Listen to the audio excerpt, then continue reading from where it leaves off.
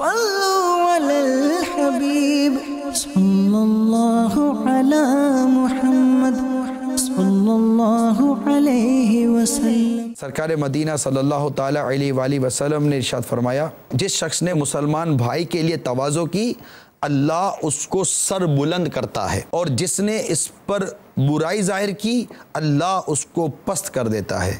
حدیث قدسی ہے، جس نے میرے لیے اس طرح تواضع کی، انکساری کی، یہ فرما کر آپ نے اپنی ہتھیلی سے زمین کی طرف اشارہ کیا، میں اس کو اس طرح بلند کرتا ہوں، یہ فرما کر آپ نے اپنی ہتھیلی سے آسمان کی طرف اشارہ کیا۔ سیدنا فاروق اعظم رضی اللہ تعالیٰ عنہ نے فرمایا، لوگوں تواضع کرو، کیونکہ میں نے رسول پاک صلی اللہ تعالیٰ علیہ وسلم کو یہ فرماتے سنا ہے، جو شخص اللہ کے لیے تواضع کرتا ہے اللہ اس کو بلند کرتا ہے، اور فرماتا ہے کہ سر بلند ہو اللہ تجھے سر بلند کرے۔ وہ خود اپنے آپ کو حقیر سمجھتا ہے اور لوگوں کے نزدیک بہت عظیم ہوتا ہے، اور جو شخص تکبر کرتا ہے اللہ اس کو ہلاک کر دیتا ہے، اور فرماتا ہے دفعہ ہو، وہ خود اپنے آپ کو بڑا سمجھتا ہے اور لوگوں کی نگاہوں میں بہت چھوٹا ہوتا ہے۔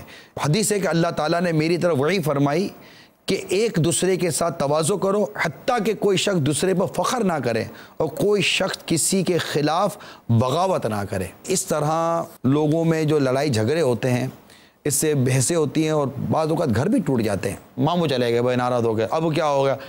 کیا ہوا؟ کیوں ماموں چلے گئے؟ کچھ نہیں، وہ بحث ہوئی تھی، میں نے کچھ بول دیا تو ماموں کو برا لگا، ماموں چلے گئے، چچا چلے گئے، ماموں خالہ چلی گئی، وہ خاندان والے۔ یہ ایک اچھی خاصی سی گیدرنگ جو ہے نا وہ ٹوٹ پھوٹ کا شکار ہو جاتی ہے۔ ابو درداء رضی اللہ تعالیٰ عنہ فرماتے ہیں، ہمیشہ لڑنا جھگڑنا آدمی کے گناہ گار ہونے کے لیے کافی ہے۔ بولنا ٹھیک ہے، جائز ہے، لیکن بغیر بولے چارہ تو ہے نا، خاموش ہو جائیے۔ بولنے سے خالی مطلب کہ ہو سکتا ہے کہ بدمزگی پیدا ہو۔ ہر شخص کو اپنے مخالف اور اپنی برتری مقصود ہوتی ہے، اس لیے خاموش رہے۔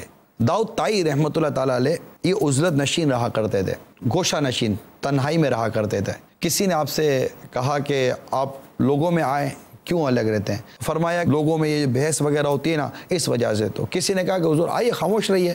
فرمایا خاموش رہنے سے زیادہ سخت مجاہدہ میں نے نہیں دے گا کہ بات ہو رہی ہے، میرا جی چاہ رہا ہے میں بولوں، اس وقت بندہ خاموش ہو جائے۔ واقعی بڑا مشکل کام ہے، مگر یہی کامیابی ہے۔ جھگڑنا چھوڑ دو، میں حق پر ہوتے ہوئے، میں حق پر ہوں، میں کیوں نہ بولوں؟ اگر جھگڑا ترک کرنا ہے، اور حدیث پاک سے جو مراد ہیں، جھگڑا چھوڑنے والے کو جنت کے کنارے وسط اور اعلیٰ درجے میں 3 گھروں کی آقا صلی اللہ علیہ وسلم ضمانت دیتے ہیں۔ تو اللہ ہمیں عاجزی عطا کرے، انکساری عطا کرے، تکبر سے بچائے، اپنے بھائیوں کو چھوٹا حقیر دکھانے سے اللہ تعالی ہمیں محفوظ فرمائے، اور ہم سب کو آپس سے محبت پیار سے رہنے کی توفیق عطا فرمائے۔ یہی عادت بعض اوقات بچوں کی امی کی ہوتی ہے، بحث جھگڑا، یہ کیوں کیا، ایسا نہیں کرنا چاہیے، ویسا نہیں کرنا چاہیے، یوں۔ اسی طرح مرد اپنے گھر میں بحث کرتا رہتا ہے۔ تو یہ سب آپس کی بحث کی عادت نکال دیں، باپ اولاد اور والدین اپنے بحث کی عادت نکال دیں، جھگڑے کی عادت نکال دیں، بیجا تنقید کی عادت نکال دیں۔ جہاں تک ہو سکے ضبط کرنا سیکھیں، صبر کرنا سیکھیں۔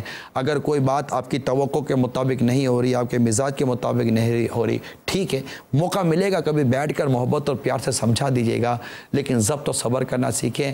ڈائریکٹ بولنا، تنقید کرنا، جھگڑنا، بحثیں کرنا، اس سے ہو سکے جتنا بچنے کی کوشش کیجیے۔ جہاں شریعت واجب کر دے وہاں بالکل بولیں، جہاں واقعی کو شرعی مصلیحت ہے بالکل شریعت کے دائرے میں رہ کر سمجھائیں۔ شرعی تقاضا پورا کرنا ہے، واقعی آپ شرعی تقاضے پورے کرتے ہوئے وہاں پر اس کو سمجھانے کی کوشش کیجیے۔ اللہ تعالی ہم سب کو عمل کرنے کی توفیق عطا فرمائے۔ صلوا علی الحبیب صلی اللہ علی محمد صلی اللہ علیہ وسلم۔